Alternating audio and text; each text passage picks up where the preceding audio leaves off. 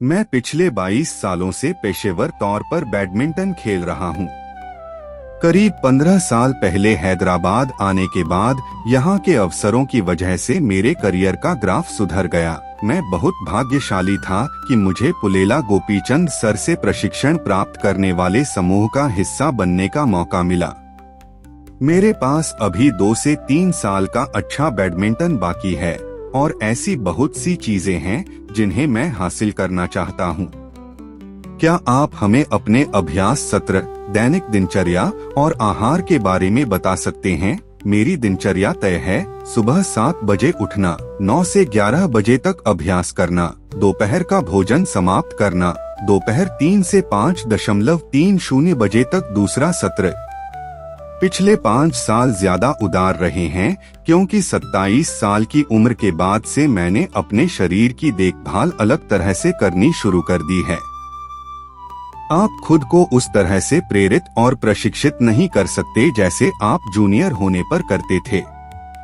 मैं खेल और पारिवारिक जीवन के बीच संतुलन बनाने की कोशिश कर रहा हूँ। यदि आप एक खिलाड़ी के रूप में लंबा करियर बनाना चाहते हैं तो अनुशासन महत्वपूर्ण है।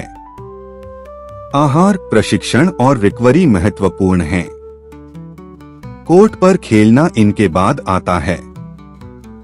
आज सोशल मीडिया पर बहुत सारी जानकारी उपलब्ध है जिससे सीखना आसान हो गया है। इस यात्रा में आपको किन चुनौतियों का सामना करना पड़ा? मुझे लगता है कि पहली चुनौती तब आती है जब आप स्कूल में होते हैं और ऐसी स्थिति में होते हैं जहां आप पढ़ना और खेलना चाहते हैं। खेल एक जोखिम भरा क्षेत्र है। 100 में से एक बच्चा अंततः शीर्ष 5 में पहुंच सकता है और बाकी 99 बीच में ही रह जाते हैं।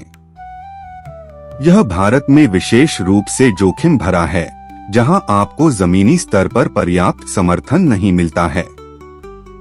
लेकिन जब निर्णय लेने की बात आई तो मेरे माता पिता ने मेरा बहुत साथ दिया।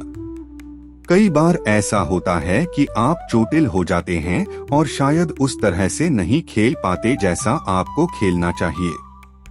आपको बस धैर्य रखना है और भरोसा रखना है कि चीजें बदलने वाली हैं। यह एक चक्र है जो ऊपर नीचे होता रहता है। ज्यादातर समय यह नीचे ही होता है। आपको समझना चाहिए कि खेल ऐसे ही होते हैं। खेल के क्षेत्र में आपकी प्रेरणा कौन है? ईमानदारी से कहूँ तो इसमें कोई प्रेरणा नहीं है। हर दिन ऐसा करना मानसिक रूप से बहुत कठिन है। चाहे खेल हो या कोई और पेशा, एक निश्चित तरीके से बहुत लंबे समय तक ऐसा करना दिमाग के लिए बहुत थका देने वाला होता है। आपको हर दिन अपनी प्रेरणा ढूंढनी होगी।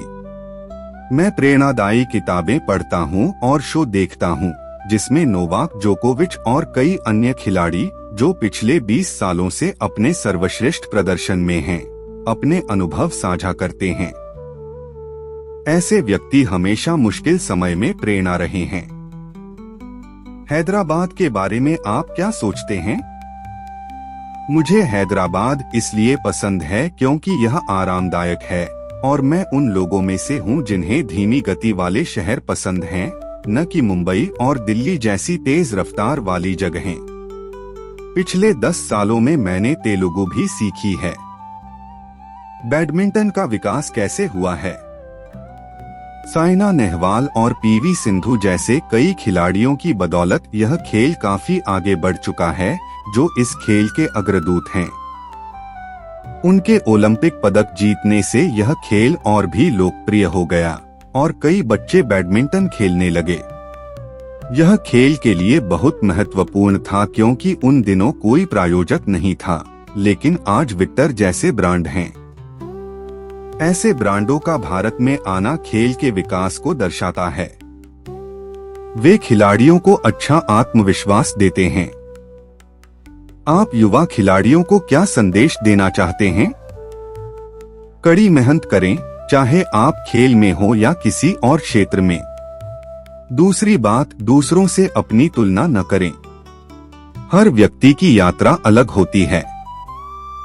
कभी कभी चीजें आपके पास देर से आती हैं, लेकिन इसका मतलब यह नहीं है कि आप कड़ी मेहनत नहीं करते।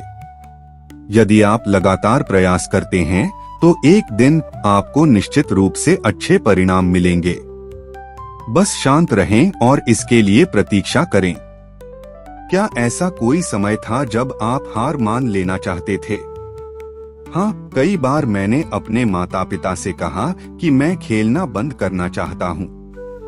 जब चीजें ठीक नहीं होती हैं और आप इसे संभालने के लिए पर्याप्त परिपक्व नहीं होते हैं, तो आप बस खेल खेलना बंद करना चाहते हैं और सभी टिप्पणियों से छिपना चाहते हैं। लेकिन पिछले 5 सालों में मैं एक व्यक्ति के रूप में पूरी तरह से बदल गया हूँ। मुझे यह बात समझ में आ गई कि हारना तो बस प्रक्रिया का एक हिस्सा है। हालांकि मैं हतोत्साहित था, फिर भी मैं आगे बढ़ता रहा। मैं छोटे लक्ष्य रखता और उन्हें हासिल करता और लगातार जूनियर्स के मानकों से मेल खाता। आप सफलता को कैसे परिभाषित करेंगे? जो भी चीज आपको खुशी देती है वह सफलता है। अगर मैं किसी एक युवा को भी रैकेट उठाकर खेलने के लिए प्रेरित या प्रोत्साहित कर पाता हूं, तो मेरे लिए यही सफलता है। अगर कोई मेरे पास आकर कहता है, मैंने आपकी वजह से खेल चुना, तो इससे मुझे सबसे ज्यादा खुशी होगी।